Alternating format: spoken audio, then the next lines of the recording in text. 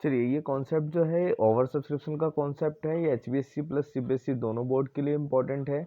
और एक चीज़ आपको ध्यान रखना है कि आपको नोटबुक और पेन लेकर बैठना है, और जैसे जैसे मैं इस क्वेश्चंस को आगे कराऊं आपको ज़रूर से साथ साथ नोट करते रहना है। तो ओवर सब्सक्रिप्शन का सिंपल सा मीनिंग है कि कंपनी अपने 10,000 शेयर इशूड करना चाहती थी, बट जो कंपनी के पास जो एप्लीकेशन आ गई 12,000 शेयर्स के लिए, तो कंपनी के पास तो 10,000 शेयर्स हैं, तो 12,000 शेयर्स तो वो दे नहीं सकती है। तो जो 2,000 शेयर्स का पैसा है, इसकी कुछ ना कुछ ट्रीटमेंट करनी पड़ेगी। तो इस टॉपिक को समझने के लिए हम एक केस स्टडी ले रहे हैं 58, जो कि एचबीएससी और सीबीएसई दोनों के लिए इंपॉर्टेंट है। ये सैम्पल पेपर का क्वेश्चन है 2019 का। इसको समझते हैं। Saregama limited invited application for 80,000। यहाँ पर सारेगामा ने 80,000 शेयर इशूड करना चाहती है। 100 रुपीज़ का एक है, 100 रुपीज़ का एक है at a premium of 10 rupees पर शेयर। उसे 10 रुपये प्रॉफिट में बेचना चाहती है। तो 100 का जो शेयर है वो आपका 10 रुपीज़ में इशू होगा। 30 रुपये आपकी किस्त दे रखी है एप्लीकेशन की, 30 अलॉटमेंट की, फर्स्ट कॉल 30 की। तो 100 में से आपने जो शेयर इशू किया वो 110 में किया, 90 रुपये तो आपने यहाँ पर 3 किस्तों पे मांग लिए हैं। तो जो बैलेंस बचता है वो 20 रुपीज़ शेयर का बचता है। उसके बाद आगे चलते हैं। एप्लीकेशन जो रिसीव्ड हो गई है वो हो गई है आपको 1,20,000। तो यहाँ पर प्रॉब्लम ये है, इससे आपको ये पता चलेगा, कभी भी क्वेश्चन आपको नहीं बताएगा कि ये ओवर सब्सक्रिप्शन है या नहीं है। क्वेश्चन में कुछ जो वर्ड यूज होंगे वो प्रोरेटा यूज होंगे, या प्रोराटा भी बोल सकते हैं आप इसे। तो इस तरीके से आपको पता चल सकता है। तो आप देखिए 80,000 आपने इशूड किया था, बट एप्लीकेशन 1,20,000 आ गई है, तो 40,000 शेयर्स पे आपके पास जो फालतू पैसा आ गया, इससे आपको पता चलता है ये ओवर सब्सक्रिप्शन है। आगे चलते हैं। इस क्वेश्चन में बहुत सारे टॉपिक इंक्लूडेड हैं, जैसे over subscription, call scenario, four feature and ratio. आगे लिखा हुआ allotment was made on a pro rata basis to the all applicant. इसका मतलब ये होता है, कभी कभी क्वेश्चन में ऐसा भी लिखा जा सकता है कि 120 में से 20,000 को आपने रिजेक्ट कर दिया। रिजेक्ट का मतलब आपने उन्हें कोई शेयर नहीं दिया, तो उनका आपको जो उनकी पेमेंट जो आपने ली है वो आपको पूरी की पूरी रिटर्न करनी पड़ेगी। उसके बट इस क्वेश्चन में ऐसा नहीं है। उसमें उन्होंने बोला 1,20,000 को एक प्रो रेटा मतलब एक रेशियो बेस पे आपने अलॉट कर दिया है। जैसे अगर आप देखेंगे तो 1,20,000 वालों को आपने 1,00,000 शेयर 80,000 शेयर से आप पे अलॉट करने के लिए, तो आपने 1,20,000 वालों को 80,000 से अलॉट कर दिए हैं। ये मीनिंग है प्रो रेटा बेसिस का, एक रेशियो के बेस पे आपने अलॉटमेंट करी है। आगे क्वेश्चन में लिखा हुआ है excess money receive on application was adjusted on sum due on allotment, की जो फालतू पैसा आपको एप्लीकेशन पे मिला है वो अलॉटमेंट पे एडजस्ट होगा। एंड ध्वनि ध्वनि हु वाज अलॉटेड, ध्वनि को हमने 1,600 शेयर अलॉट किया, बट यहाँ पर एक चीज मिसिंग है कि हमें ये नहीं बताया गया कि ध्वनि ने अप्लाई कितने शेयर के लिए किया था। क्योंकि आपको मालूम है 1,20,000 के लिए अप्लाई करने वालों को 80 मिल रहा है, मतलब जितने अगर 1,600 उसको दिए गए हैं तो उसने अप्लाई ज़्यादा शेयर के लिए किया होगा। तो पहले आपको ये फाइंड आउट करना पड़ेगा कि ध्वनि के अप्लाइड शेयर कितने हैं। उसके बाद लिखा हुआ है फेल टू पे अलॉटमेंट, तो इससे पता चलता है कि उसने अलॉटमेंट की किस्त नहीं दी है। And Saregama who applied 6,000 share did not पे द फर्स्ट कॉल मनी, और जो सारेगामा की जगह ये सरगम है हु अप्लाइड फॉर 6,000 शेयर्स, यहाँ पर उसके अप्लाइड गिवन है बट उसके अलॉटेड गिवन नहीं है, और उसने फर्स्ट कॉल नहीं दी। तो यहाँ पर दो शेयर होल्डर हो गए, एंड एक है ध्वनि और एक है सरगम, जो कि जिनके पास अलॉटेड अप्लाइड जो भी आपको दे रखा है, उन्होंने आपको, एक ने आपको अलॉटमेंट नहीं दी है और एक ने आपको फर्स्ट कॉल नहीं दी है। उसके बाद लिखा है this share were forfeited immediately on first call, मतलब फर्स्ट कॉल के बाद ही आपने उनसे उनके शेयर छीन लिए। अभी तक सिर्फ इतना ही पढ़ते हैं क्वेश्चन को और इसको सॉल्व करते हैं किस तरीके से करेंगे। तो नोटबुक लेके बैठिए फटाफट, नोटबुक में आप ये चीजें राइट डाउन करिए। सबसे पहली चीज,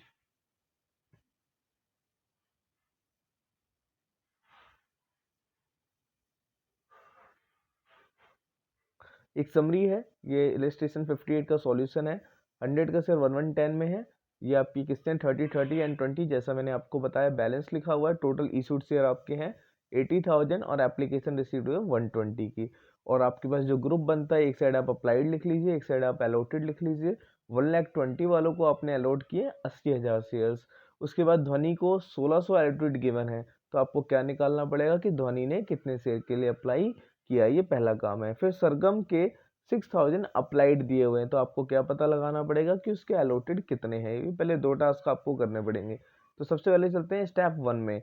स्टेप 1 में कैलकुलेशन ऑफ, हमारा जो टॉपिक है calculation of applied share for ध्वनि। तो देखो सिंपल सा तरीका है, यहाँ पर एक ही ग्रुप है। अगर क्वेश्चन में 2-3 ग्रुप हैं तो क्वेश्चन आपको बताएगा कि जो ध्वनि है वो किस ग्रुप में बिलोंग करती है, बट इसमें एक ही ग्रुप है तो आपको मानना पड़ेगा कि जो ध्वनि है वो इस वाले ग्रुप में बिलोंग करती है 1,20,000 को, जिसे हमने 80,000 शेयर्स अलॉट किए हैं। तो ये मान लेते हैं कि बेस हमारा इस तरीके से आप निकाल सकते हैं कि 1,20,000 को 80 दिया। उसके बाद यहाँ पर उसके अलॉटेड गिवन है, तो आपको अलॉटेड गिवन तो अलॉटेड के नीचे रखेंगे, अगर अप्लाइड गिवन है तो अप्लाइड के नीचे रखेंगे। तो यहाँ पर अलॉटेड गिवन है, अलॉटेड के नीचे रखा। फिर आप क्रॉस मल्टीप्लाई करेंगे जैसे ये हो रखा है।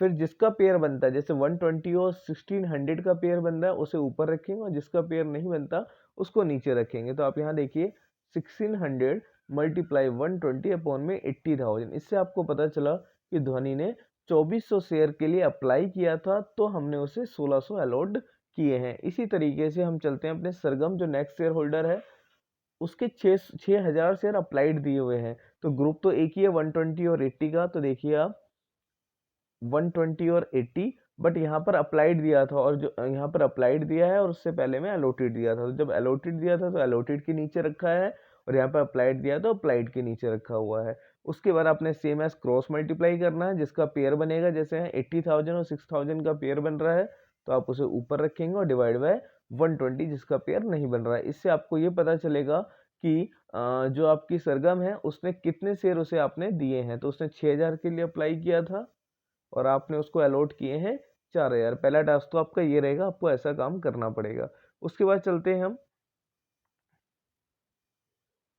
उसके बाद एक टेबल बनानी है आपने। अगर ये टेबल बना लेंगे आप, तो जब एक बार आप सीख जाएंगे तो इससे आपकी कैलकुलेशन इजी भी हो सकती है, बिना टेबल के भी आप कर सकते हैं। तो सबसे पहला जो ग्रुप रहेगा वो रहेगा अप्लाइड शेयर का। तो अप्लाइड शेयर का सिंपल सा मीनिंग होता है कितने कितने शेयर अप्लाई किए हैं। तो जो हमारा मेन ग्रुप था वो इस तरीके से था कि 120 वाले को आपने 80,000 शेयर अलॉट किए हैं। बट उसमें से आपके दो शेयर होल्डर जो ऐसे हैं जो कॉसिन एरियर है, जो किस्तें नहीं दे रहे हैं, जिसमें पहले है ध्वनि, हमने ध्वनि को अलग कर दिया, एंड सरगम उसको अलग कर दिया। उसके बाद ध्वनि के जो शेयर हैं वो 1600 हैं, और सरगम के जो अलॉटेड हैं जो दिए थे 4,000 हैं, और आपके टोटल 120 और 80 थे। तो आपने क्या करना है, 120 में से ध्वनि और सरगम के अप्लाइड को प्लस करना है, और 120 में से माइनस करोगे तो हमें पता चल जाएगा अदर लोगों का अप्लाइड कितना है। उसी तरीके से जो 80 अलॉटेड है उसमें से आप दोनों के अलॉटेड को प्लस करोगे, 80 में से माइनस करोगे, तो आपको ये पता चल जाएगा कि जो अदर्स है उनको हमने कितने शेयर अलॉट किए हैं। इस तरीके से आपकी मेन टेबल अप्लाइड शेयर और अलॉटेड शेयर्स की बन जाएगी। ये शेयर्स में है, ध्यान रखना, ये जो शुरू के दो कॉलम है वो शेयर्स में है, नंबर्स में है, रुपीस में नहीं है। अब आते हैं हम थर्ड कॉलम की तरफ। थर्ड कॉलम का मीनिंग होता है एडवांस। एडवांस का मतलब होता है कितने रुपए किस किस शेयर होल्डर के आपको फालतू मिले हैं एप्लीकेशन के टाइम पर। तो देखिए आप 2400 शेयर के लिए उसने अप्लाई किया था ध्वनि ने, और आपने उसको 1600 शेयर तो अलॉट कर दिए, तो इसका मतलब 800 शेयर पे उसका पैसा फालतू आया होगा। तो 800 शेयर पे जो पैसा फालतू आया वो एप्लीकेशन मनी के अकॉर्डिंग आया होगा, क्योंकि पहली किस्त एप्लीकेशन मनी मिली होगी। तो जो एडवांस निकलेगा, आपकी जो एप्लीकेशन की किस्त थी वो 30 रुपीज़ की थी। आपने अभी कॉपी में नोट किया हो तो एक बार आप चेक कर लें। उसके बाद देखिए इसके 800 शेयर फालतू हैं, प्लस 30 रुपए की एप्लीकेशन मनी है, तो उसका एडवांस होता है 24,000 रुपये। इसी तरीके से 6 में से 4 गया, मतलब 6,000 अप्लाइड था, 4,000 अलॉटेड था, तो 2,000 शेयर का पैसा फालतू आया था, और एप्लीकेशन मनी आपकी 30 रुपए की थी। तो इससे आप 2,000 को 30 से मल्टीप्लाई करेंगे तो एडवांस आपका 60,000 रुपीज़ का आ जाएगा। इसी तरीके से 1,11,600 में से 74,400 को माइनस करेंगे, और जो शेयर्स बचेंगे फालतू होंगे उसे 30 से मल्टीप्लाई करेंगे, तो 11,16,000 आपका ये एडवांस आ जाएगा। तो इस तरीके से आपको एडवांस पता चलेगा। फिर नेक्स्ट कॉलम होता है ड्यू ऑन अलॉटमेंट, कि अलॉटमेंट पे आपको कितने रुपए मांग रहे हैं। तो इसका सिंपल सा आंसर है, आपने अप्लाइड के अकॉर्डिंग तो शेयर अलॉट किए नहीं है, आपने ये अलॉट किए हैं, तो आप किस्तें भी अलॉटेड के अकॉर्डिंग मांग सकते हैं, अप्लाइड के अकॉर्डिंग नहीं मांगेंगे। तो जो अलॉटमेंट की किस्त थी वो भी 30 रुपीज़ की थी प्रीमियम लेके। 30 में से 10 रुपीज़ का प्रीमियम था और 20 रुपीज़ शेयर कैपिटल था, बट आप मांगोगे तो पूरे 30 रुपये, इसलिए ड्यू पे हमें 30 रुपये के हिसाब से देखना है, प्रीमियम और कैपिटल को नहीं देखना है। इसका सिंपल सा मीनिंग हुआ 1600 शेयर मल्टीप्लाई किस्त है 30 रुपये की, इस तरीके से 48,000 आ गया। 4,000 अलॉटेड है, मल्टीप्लाई 30 रुपये 120 आ गया, और 74,400 शेयर हैं अदर्स, मल्टीप्लाई 30। ये पता चला कि हमें कितने रुपए मांगने चाहिए, तो ये 24 लाख रुपए आपको टोटल मांगने चाहिए। फिर है यूज ऑफ एडवांस। इस कॉलम को थोड़ा ध्यान से सुनिएगा। देखिए बच्चे यहाँ कंफ्यूज रहते हैं कि एडवांस कैसे। देखिए अगर मैं मान लेता हूँ कि ध्वनि आप है और आपने 2400 शेयर के लिए अलॉट किया था, आपको अपने आप को पुटअप करना है क्वेश्चन में, और मैंने आपको 1600 शेयर दिए, तो आपके माइंड में सिंपल सी कैलकुलेशन होगी कि 800 शेयर का पैसा फालतू चला गया है मेरे पास से 24,000 रुपये। तो फॉर एग्जाम्पल के लिए अभी आप एक इमेजिन करिए कि ड्यू ऑन अलॉटमेंट, कि अलॉटमेंट में मैं आपसे मांगता हूँ 20,000 रुपये। तो मैं आपको फ़ोन करूंगा सर कि आपको 20,000 रुपये देने हैं। आप बोलोगे ऑलरेडी आपके पास 24 पड़ा हुआ है। तो फिर आप बोलोगे कि एक काम करिए, जो 24,000 का मैंने एडवांस दिया था उसमें से आप ये 20,000 तो अभी यूज़ कर लीजिए, और जो 4,000 बचता है वो फर्स्ट कॉल पे यूज़ कर लेना। तो आपको देखना है कि जो आप पे एडवांस पड़ा है वो अलॉटमेंट की किस्त से ज़्यादा पड़ा है या कम पड़ा है। फॉर एग्जाम्पल अगर मैंने आपसे मांगने थे 30,000 रुपये, तो यहाँ पर एडवांस 24 है, तो प्रॉब्लम ही नहीं है। मैं फ़ोन करूंगा कि सर आप 30,000 रुपये दीजिए अलॉटमेंट की किस्त के।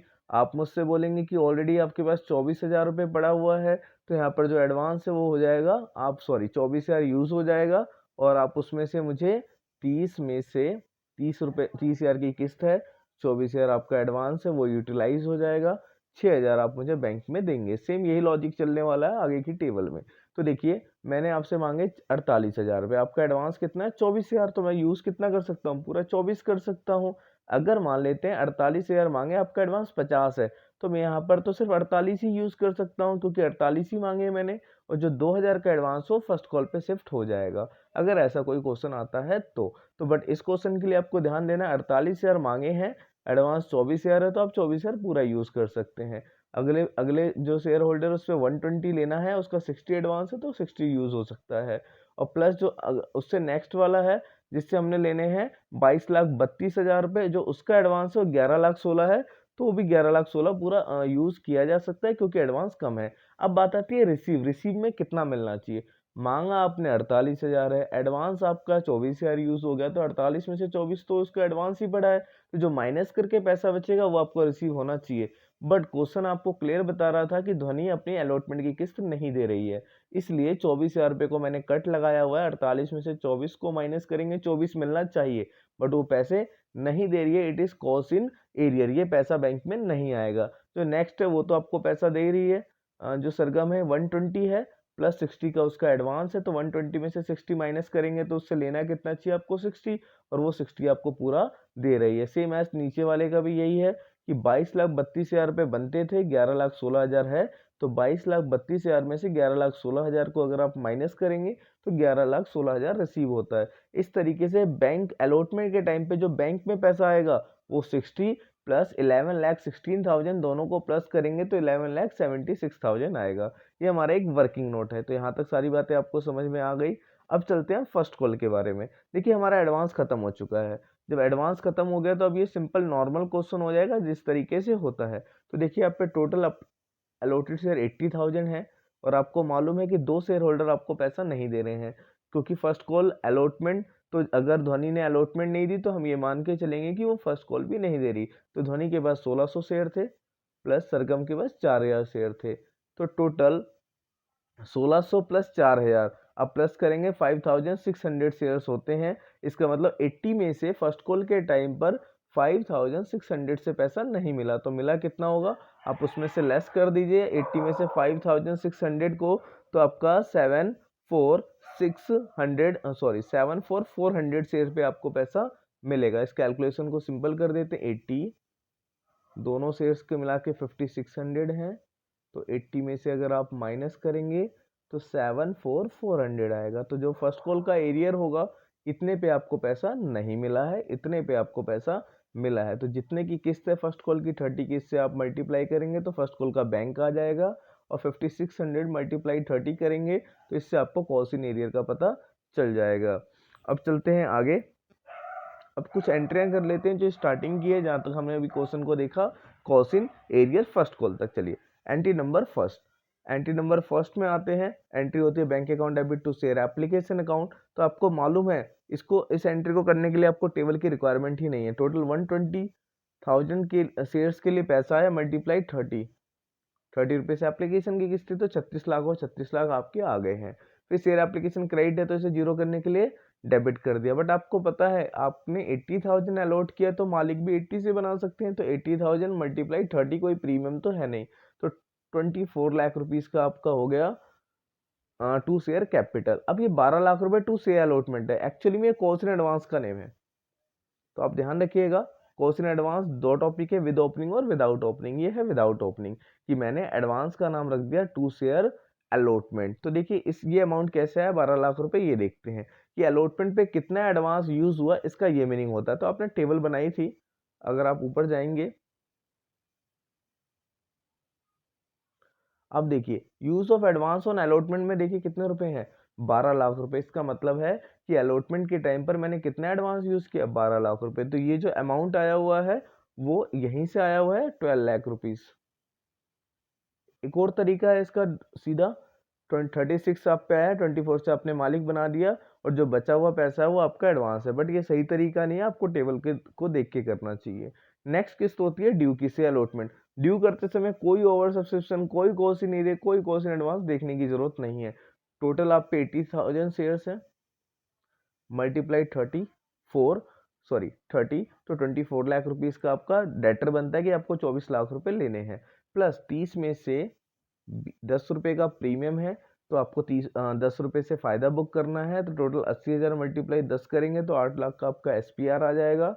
80,000 मल्टीप्लाई 20 करेंगे, जो कि वो मालिक बनना चाहिए, तो आपका 16 लाख रुपीज आ जाएगा। चलिए अब चलते हैं बैंक। बैंक के एंट्री के लिए आपको टेबल देखनी पड़ेगी, तो आते हैं अपने टेबल की तरफ वापस। फोर्थ एंट्री होती है रिसीव की, और कितना है, तो आपको दिख रहा होगा इस टेबल में कि रिसीव है 11,76,000 रुपीज आपके बैंक में आया, एंड 24,000 आपका कॉस्ट इन एरियर है। अब चलते हैं अपने नेक्स्ट एंट्री पे। तो देखिए आपने टेबल में देखा तो आपको पता चला बैंक में आया 11,76,000, और कॉस्ट इन एरिया हमारी एसेट्स होती है, एक तरीके की करंट एसेट्स होती है। इस या सॉरी इसको हम शेयर कैपिटल में से एडजस्ट करते हैं, इसलिए यहाँ पर कॉस्ट इन एरियर को हमने डेबिट किया हुआ 24,000। और शेयर अलॉटमेंट ध्यान से देखिए है 24 लाख रुपए, बट क्रेडिट हुआ है 12 लाख रुपए से। इसका रीजन ध्यान से सुनिएगा। देखिए आपने यहाँ 24 लाख से डेबिट किया, बट आपने कॉस्ट इन एडवांस का नाम पहले से 12 लाख रुपए रखा हुआ है, तो शेयर अलॉटमेंट पहले क्रेडिट है 12 लाख रुपीज से, फिर आपने उसको डेबिट करा 24 लाख रुपीज से, तो ऑटोमेटिक अकाउंट में जो बैलेंस बचा हुआ है वो 12 लाख रुपीज बचा हुआ है।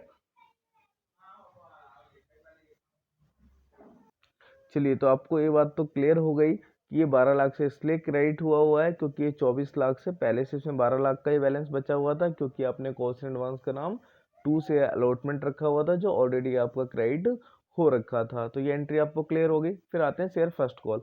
तो एडवांस खत्म हो गया है, तो ड्यू तो वैसे भी बिना टेबल की होती है, 80,000 मल्टीप्लाई 30 की कॉल है 24 लाख और 24 लाख। अभी मैंने आपको कॉस्ट इन एरिया निकालना बताया था कि 80,000 में से एक तो आपको ध्वनि आपने पेमेंट नहीं करी, जिसके पास अलॉटेड शेयर 1600 हैं, एंड प्लस सरगम भी पेमेंट नहीं करी जिसके अलॉटेड 4000 हैं। तो टोटल 5600 शेयर पे आपको पैसा नहीं मिल रहा, 5600 पे।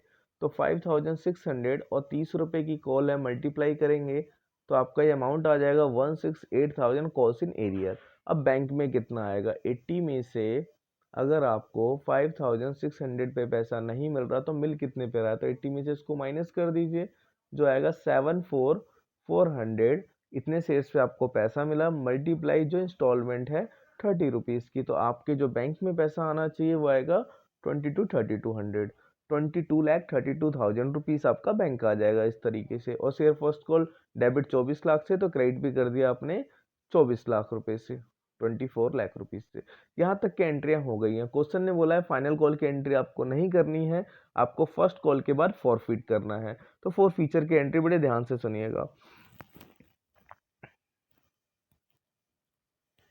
देखिए फर्स्ट कॉल पे आप ध्यान से देखिए आपने मालिक कितने से बनाया है। किस्त नंबर 30, एप्लीकेशन 30 में 10 रुपए का आपका प्रीमियम था, इसका मतलब यहाँ जो मालिक बनाया होगा आपने 20 से बनाया होगा, ठीक है। 30 + 20 और नेक्स्ट कॉल भी 30 की थी। तो अब ध्यान से देखिए 30 20 50 30 80 रुपए, तो आपने ऑनर कितने से बनाया हुआ है, 80 रुपीज से बनाया है। तो ऑनर बनाते समय आपने शेयर कैपिटल को क्रेडिट किया हुआ है, इसलिए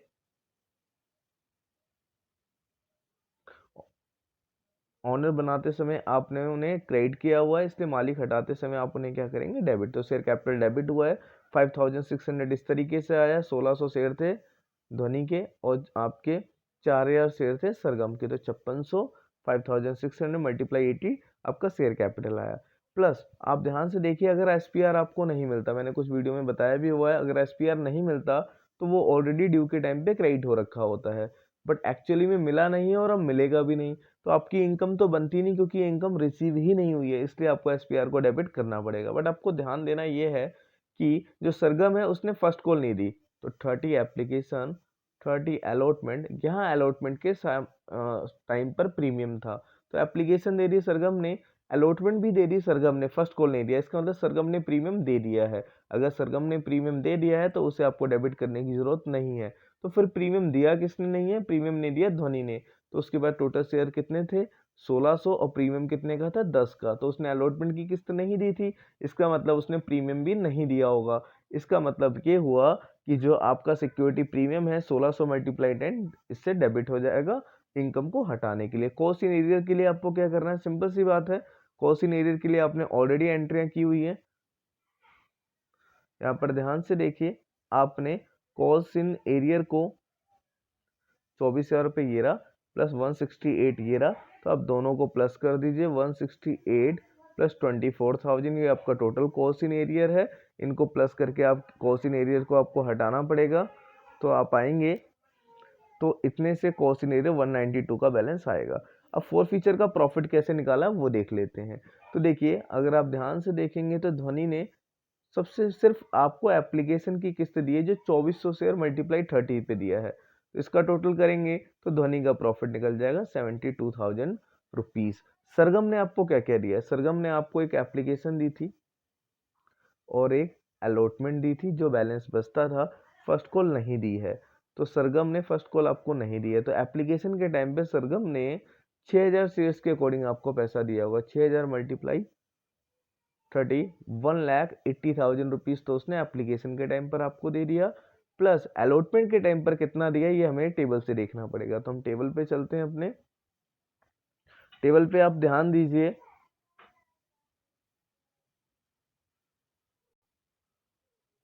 तो देखिए यहाँ पर आपको सरगम से यहाँ पर टोटल कितने मिले हुए हैं 60,000 रुपये, तो एप्लीकेशन पे मिले थे 6,000 मल्टीप्लाई 30 रुपये की किस्त, प्लस अलॉटमेंट पे उसने दिया आपको 60,000, तो 180 प्लस 60 2,40,000 रुपीज़ आपको सरगम से टोटल मिले हैं। बट एसपीआर का पैसा तो शेयर फॉर फ्यूचर में जाता नहीं है, इसलिए आपको क्या करना पड़ेगा, इस 240 में से 4,000 मल्टीप्लाई 10 रुपये का प्रीमियम जो आपने इनकम बना रखी है, तो 40,000 आपको माइनस करना पड़ेगा, तो यहाँ पर जो सरगम के पैसे शेयर फॉर फ्यूचर के लिए हैं वो 2 लाख रुपीज़ हैं। तो अपनी कैलकुलेशन पे वापस चलते हैं। एग्जाम पॉइंट ऑफ व्यू से आप इतना दिमाग ना लगाएं, सिर्फ आप इतनी बात पे ध्यान दें कि आपका शेयर कैपिटल डेबिट है इतने से 16 आपको समझ में आ गया, कॉस्ट इन एरियर समझ आ गया, इसमें से आप इसको माइनस करेंगे तो आपको शेयर फॉर फ्यूचर में 2,72,000 दिख जाएगा। इस तरीके से आपका इतना फायदा है दोनों शेयर्स पे फॉरफिट करने पर, जो कि इसमें ध्वनि और सरगम दोनों के शेयर इंक्लूड है। अब बात आती है रीइशू पे, रीइशू पे थोड़ा सा आपको ध्यान देना है। क्वेश्चन ये कह रहा था कि आपने शेयर फर्स्ट कॉल के बाद इमीडिएटली फॉरफिट कर लिए हैं, उसके बाद मैंने लाइनें नहीं पढ़ी थी जो मैं अब पढ़ देता हूं कि अब जो आप कर रहे हैं 2000 of these shares including all share of ध्वनि, की आपने जितने शेयर छीने हैं 50,600 शेयर्स आपने फॉरफिट किए, इसमें से आप 2000 रीइशू कर रहे हैं, बट रीइशू में दोनों के से इंक्लूड है, देखिए ध्वनि के कितने थे 1600, तो ध्वनि के तो पूरे इंक्लूड है, बट जो सरगम है उसके सिर्फ 400 शेयर रीइशू हुए हैं, इसका मतलब ध्वनि के तो 1600 शेयर का प्रॉफिट फॉर फ्यूचर में ट्रांसफर किया जा सकता है, बट सरगम के तो सिर्फ 400 शेयर का फायदा ही ट्रांसफर किया जा सकता है, वो भी आपने कितने रुपए के हिसाब से बेचा है, आपने 95 में बेचा है, 80 पेड अप, मतलब आपको मिले 95 रुपए हैं, और मालिक आपने 80 से बनाना है, 15 रुपए का फायदा आपको यहाँ पर भी हो रहा है। इसकी एंट्री एक बार देख लेते हैं। देखिए, बैंक में आपके पास 2000 मल्टीप्लाई 95 से पैसा आ गया, 2000 मल्टीप्लाई 80 रुपये से आपको मालिक बनाना है, 160 आ गया, और आपका जो फायदा है वो 15 रुपीज़ का है, 2000 मल्टीप्लाई 15 30,000 का आपका फायदा आ गया। लास्ट एंट्री पे थोड़ा सा ध्यान देना है, ये कैपिटल रिजर्व में कितना बैलेंस 92 कैसे आया, चलिए इसकी कैलकुलेशन दिखाता हूँ मैं आपको।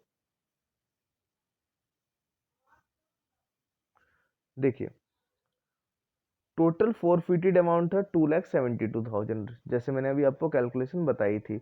इसको उसके बाद जो आपने फोरफिटेड जो एंट्री फोर फीचर की थी, वहां पर जो क्रेडिट हो रखा था टोटल फोरफिटेड अमाउंट वो 2,72,000 से था। ध्वनि का मैंने आपको समझा दिया कि ध्वनि ने जो अप्लाई किए थे वो किया था 2400 शेयर्स के लिए, और सिर्फ उसने 30 रुपीज की किस्त दी थी। आप इसकी मल्टीप्लिकेशन करेंगे तो 72,000 रुपीज आ गया ध्वनि का। तो सरगम का कितना बचा? 2 लाख रुपए। इस 2 लाख रुपए में से, तो 2 लाख रुपए ये हो गए आपके और 72 ये हो गए। अब आपको उसमें से प्रॉफिट निकालना है।